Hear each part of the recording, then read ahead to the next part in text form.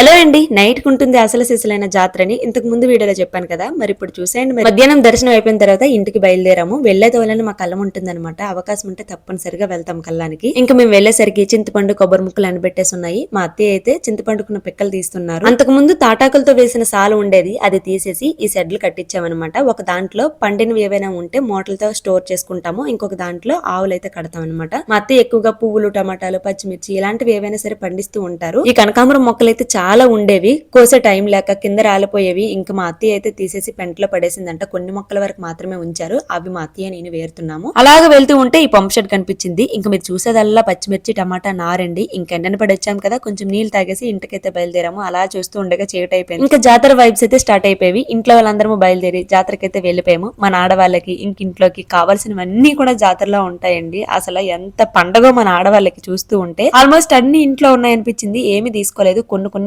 ఏవో తీసుకున్నాము. చూసిన ప్రతి దాని దగ్గర ఆగడం ఎక్కువ, తీసుకునేది తక్కువ. ఇంక వెళ్లే తోవలో ఈ గేమ్స్ కూడా ఉంటే అందరము రింగ్స్ వేసాం గానీ ఎవరికీ పడలేదు, జస్ట్ ఫర్ ఫన్. ఇంకా డాన్స్ ప్రోగ్రామ్ కూడా కండక్ట్ చేశారు. ఎంత మంది ఉన్నారు చూడండి. వీళ్ళని చూసి మా పిల్లలు అయితే వద్దని ఏడ్చేసరికి అక్కడి నుంచి బయలుదేరిపోయాము. ఇంకా టెంపుల్ లోపల బెలూన్ డెకరేషన్ చూడండి ఎంత అందంగా ఉందో కదా. మా నేహమ్మ ఎప్పుడు వెళ్ళే సరే పక్కగా ఆడుతుందండి ఈ ట్రాంప్ లైన్, తన ఫేవరెట్ ఇది. అందరము బెలూన్ షూట్ చేసాము. మా హస్బెండ్ కి ఆర్స్ బాబుకి తప్పితే మన చిబుపల్లి వాత్సవ్యులు ఎవరైనా ఉన్నారా అయితే కమెంట్ చేయండి. ఈ వీడియో నచ్చితే చూసి వెళ్ళిపోకున్నా ఒక లైక్ చేసి ప్లీజ్ సబ్స్క్రైబ్ చేయండి.